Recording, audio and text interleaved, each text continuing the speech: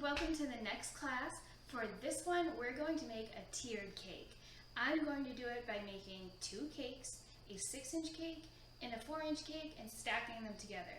I've been liking my cakes to be really tall lately, so the layers that I've made are a little bit thick, but you don't have to make yours this thick. You can make them thinner to keep them a little easier to work with, because if you think about it, once you get 1, 2, 3, and you have some frosting in between, that's pretty tall. So maybe start with it a little thinner, just until you practice.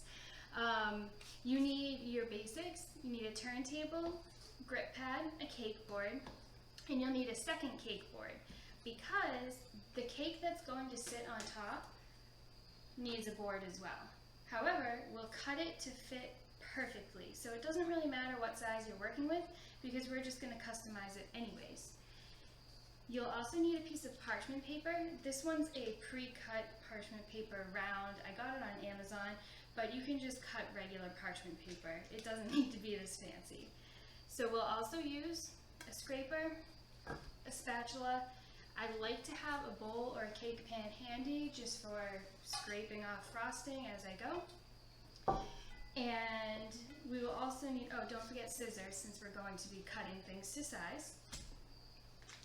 I made chocolate frosting. I'm going to do a chocolate cake with chocolate frosting, and I'm not going to get in depth with decorating on this one because we want to just focus on the structure of how you make it actually stack up and be supported. And once you can do this, you'll be able to do larger cakes because it's essentially all the same framework. To actually support the cake, bubble tea straws. These are clear plastic straws. You can get them, I get mine, most things actually from Amazon, but I know that these are at craft stores as well.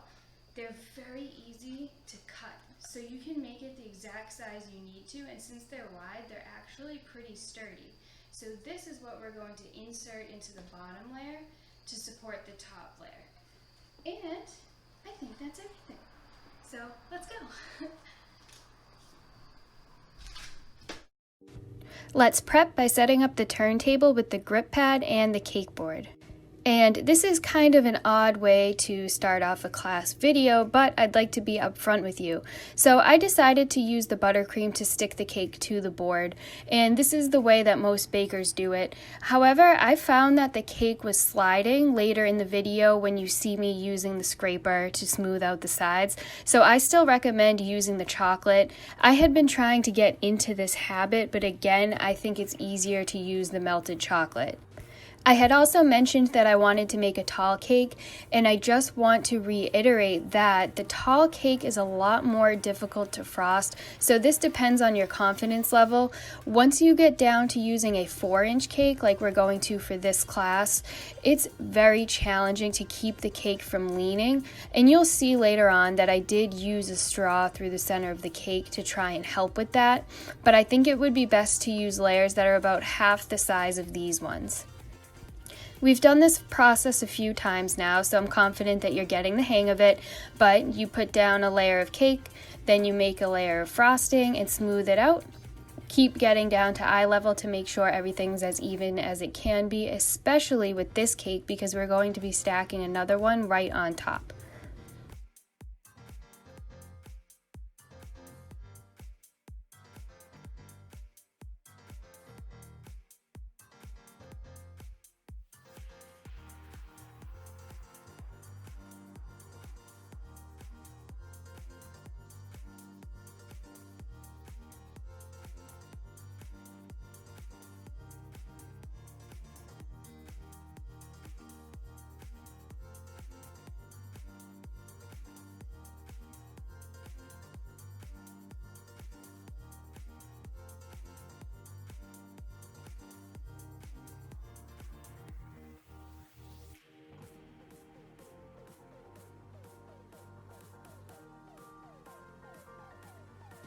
Now we can start the crumb coat. I just covered the sides. There's a few gaps here and there, but I spread the frosting on the side of the cake as we've done in the previous videos.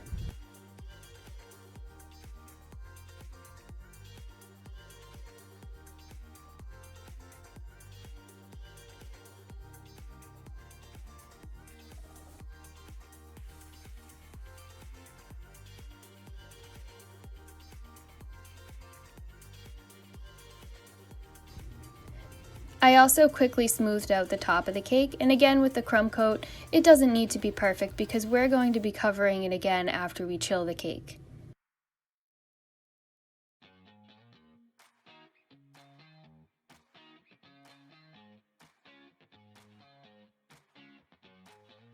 Now we can spread out the frosting to cover all of the cake beneath it.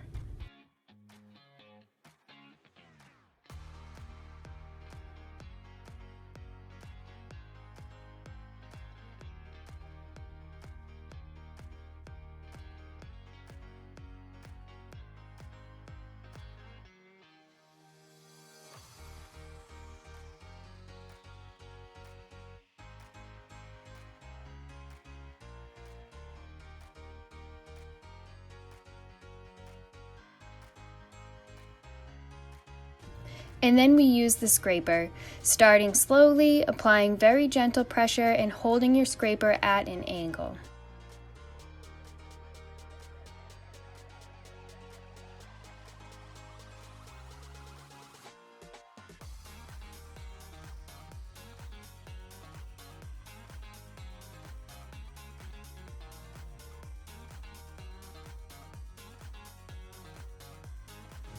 As needed, wipe off any excess frosting.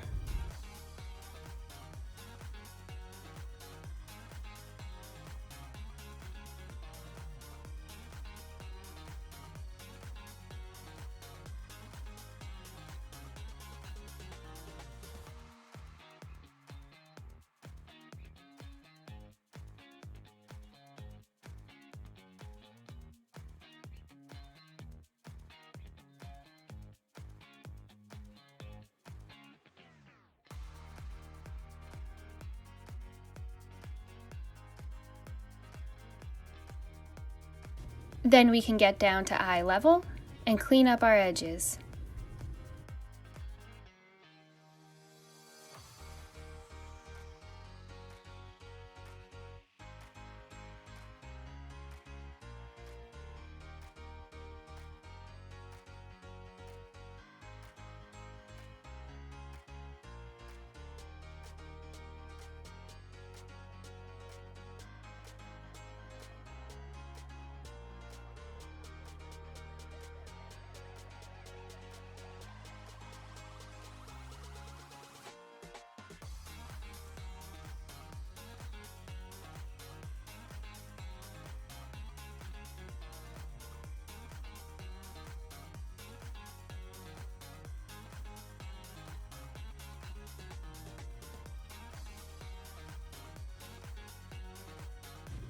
I always wipe the board clean. You can do this using your spatula, a paper towel, or even the scraper.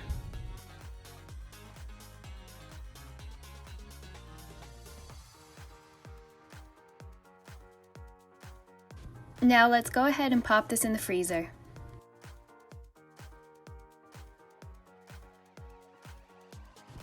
Once it's chilled, we can apply our frosting again for our second layer.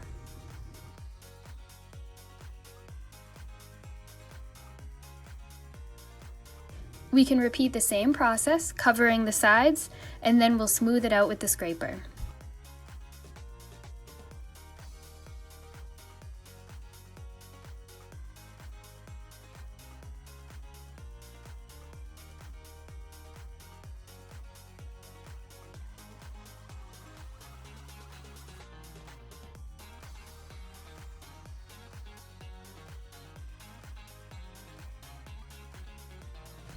This particular batch of frosting had some air bubbles.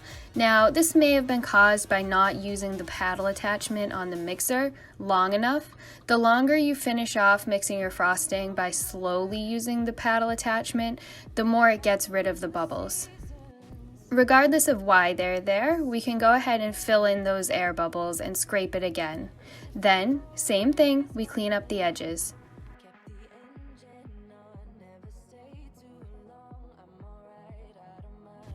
With stacking cakes, it's more important than ever to make sure the top is perfectly level. So if you notice that there's any blobs of frosting or it seems like it's tilted, take this time to level it out as much as you can. That may mean that you'll need to use the scraper on the sides again and then clean up the edges again, but that's okay. Sometimes I have to repeat these steps many times before I get it just right. I also came back to scrape the sides again more firmly because I stepped back and looked at the cake and it looked like it was a little more at an angle. It was wider on the top than the bottom, and I'm glad that I noticed it so that I could correct it. And a part of correcting it was that now the bottom was exposed, so I had to add a little more frosting there. And these things happen. Just take your time and make sure you can get it exactly how you'd like. Never feel discouraged if you have to repeat steps because honestly, we all do it. Cake that's going to go on top. This one is 4 inches. We want the cake board to actually be exactly the same size, if not just slightly smaller. So I wanted to show you how I trim a cake board to be a perfect fit.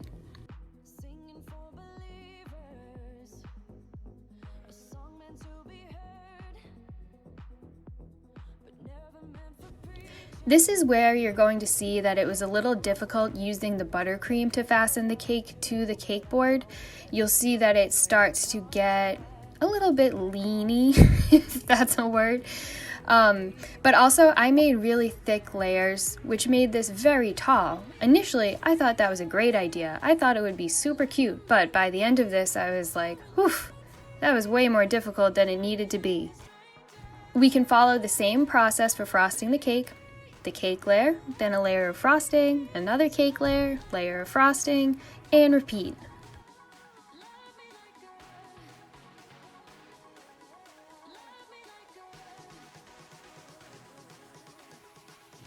Always take the time to peek and make sure it's level as you're working. It's easier to check with each layer rather than build your whole cake, look at the top and say, oh man, it's a little wonky.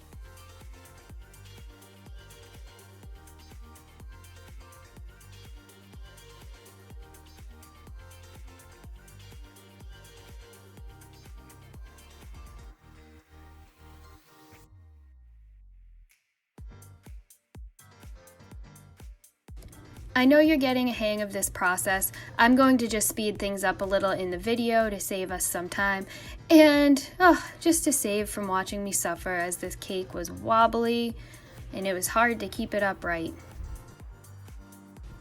Making cakes, there's never a shortage of moments of frustration. All it takes is just patience. Keep on working on it, fill in gaps, smooth it out. Take your time, and eventually it will work out. You can even see that this cake was sliding off of the cake board a little bit. I did find that to be very, very frustrating. So please, for me, use the chocolate. don't use the buttercream. But you know what? I was actually really happy to show you guys that nobody's perfect, and it's easy for me to show you how to fix things. So let's take this video as an opportunity to see how to repair. I even used one of my bubble tea straws for some stability support. Since this tutorial video was rather repetitive, I did not show frosting the second coat of this cake, but I followed the same process. I frosted it, I popped it in the freezer for 10 minutes, and then I applied the second coat.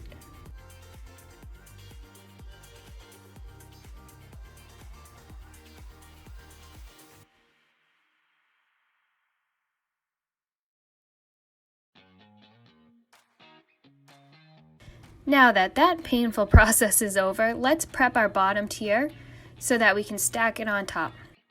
Take a piece of parchment paper that's cut to the size of the top cake. I like to use this as a stencil. I just mark about how wide the cake is so that when I insert the straws, I make sure they're within that border.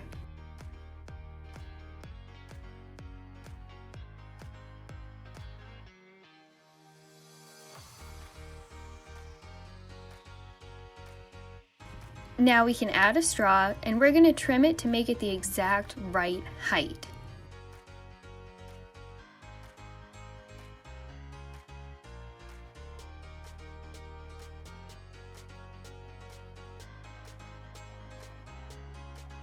Once the straw is trimmed, pull it out so that we can use it as a marker for the other straws and make them all the same size. When I make a tiered cake that's 6 inches on the bottom, 4 inches on top, I use 3 straws for support. A general rule is that whatever size the top tier is, that's how many straws you should use. Given that a 4-inch cake is teeny tiny and doesn't have much weight to it, I just use 3 instead of 4. I think that 4 is kind of a lot of straws to insert into a 6-inch cake because they're a little bit of a nuisance when you're cutting.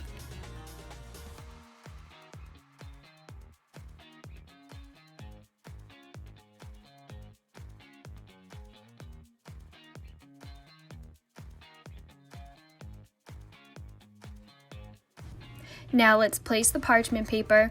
This will make it so that when you remove the top cake board after cutting it, it doesn't damage the frosting as much. Add a little frosting to help the top tier stick.